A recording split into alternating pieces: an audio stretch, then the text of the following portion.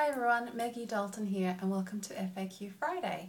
And today I will be discussing a question sent to me by Sophia, who will soon be applying for a de facto partner visa for Australia. So she has an Australian partner who's going to be sponsoring her, and she wants to know what type of evidence to include in her de facto visa application.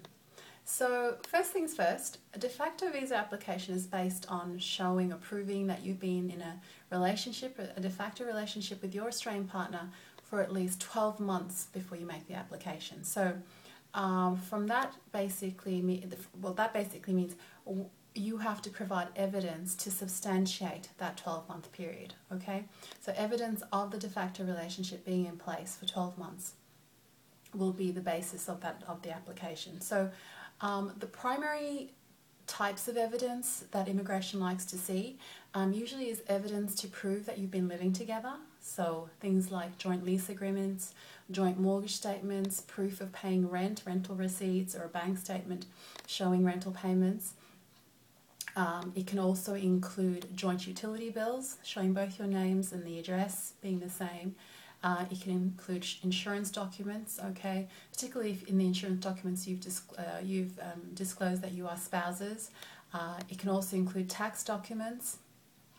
Sometimes people, particularly here in Ireland, have joint tax assessments as married people, but normally in a de facto sense that's not going to be likely. But you can provide your tax documents, particularly if you it shows the same address, and it shows that you have listed someone as your spouse. Other things to include are joint bank statements as proof of savings, joint savings, and also joint debt. Okay, they're happy to see things where you have gone into debt with each other. So things like joint credit cards, joint bank loans, anything from personal business loans to car loans, anything like that as well. So joint liabilities are also considered to be evidence of a de facto relationship.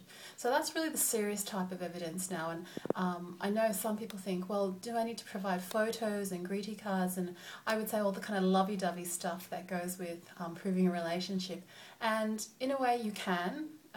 It shouldn't be the majority of the application, because they really are more interested in the official serious stuff that goes with evidencing that you are in a serious relationship with this person. It's not with the Australian person. It's not a boyfriend-girlfriend relationship, but it's actually, you know, a spousal relationship, but for the fact that you're not married. Okay, so that's kind of a rundown of the type of evidence that you should include in your application.